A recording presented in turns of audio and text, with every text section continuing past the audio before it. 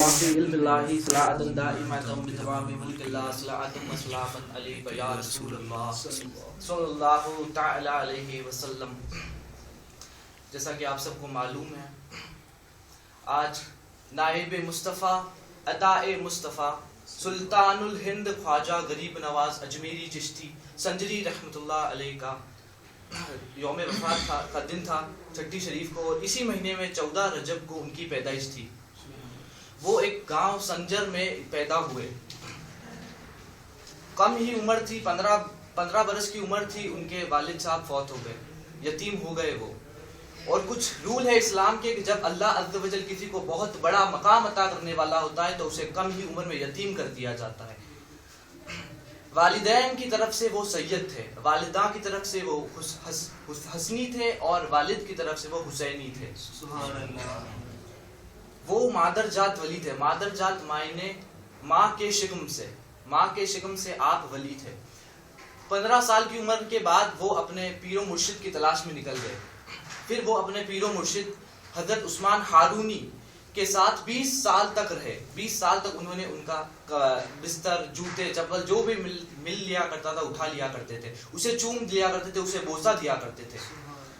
جب 20 سال پورا ہوا تو آپ کے پیر و مرشد نے ارشاد فرمایا، معین تمہارا کام ہو گیا۔ پھر وہ انہیں لے کر مدینہ شریف، مکہ شریف کی طرف لے چلے۔ مکہ شریف میں کعبۃ اللہ کے نیچے کھڑے ہو کے ارشاد فرماتے ہیں، یا اللہ، ان کے پیر و مرشد ارشاد فرماتے ہیں، یا اللہ معین الدین کو قبول کر۔ تو ندا آتی ہے، معین الدین قبول ہے، وہ اللہ کا دوست ہے، وہ اللہ کا محبوب بندہ ہے۔ پھر وہ کعبۃ اللہ سے مدینہ شریف چل پڑتے ہیں۔ مدینہ شریف میں جیسے ہی آقا علیہ السلام کی بارگاہ میں حاضر ہوتے ہیں اور ان کے شیخ پیر و مرشد ارشاد فرماتے ہیں، معین سلام کرو۔ تو معین الدین سلام کرتے ہیں تو جواب آتا ہے، معین الدین سلامت ہو، تمہیں قطبیت کا مقام عطا کر دیا گیا ہے۔ پھر وہ مسجد نبوی میں بیٹھے ہوتے ہیں تو سرکار مدینہ صلی اللہ علیہ وسلم کی بارگاہ سے ارشاد آتا ہے، آواز آتی ہے، خدام سنتے ہیں کہ معین کو بلاؤ، معین الدین کو بلاؤ۔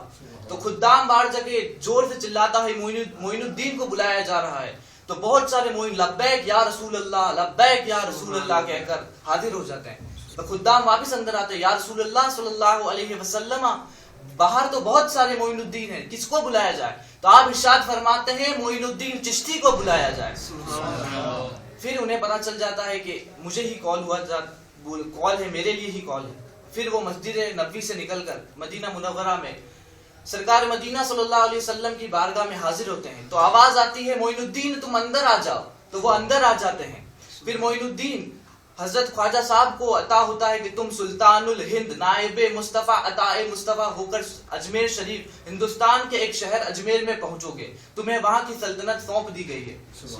پھر ماجرا ہے، یا رسول اللہ، وہ کہتے ہیں انہیں پتا نہیں کہ نقشہ کیا ہے ہندوستان کا، وہ سنجر شریف ایران کے رہنے والے، انہیں نقشہ پتا نہیں۔ تو آپ آقا علیہ السلام ان کے خواب میں آتے ہیں اور انہیں پورا ہندوستان کا نقشہ سمجھا دیتے ہیں۔ پھر آپ لاہور شریف ہوتے ہوئے، دلی ہوتے ہوئے اجمیر شریف تشریف لاتے ہیں، اور دلی سے اجمیر کے راستے میں آپ اپنی نگاہ کرم سے، صرف اور صرف نگاہ کرم سے 700 خاندانوں کو ایمان کی دولت سے مالا مال عطا فرما دیتے ہیں۔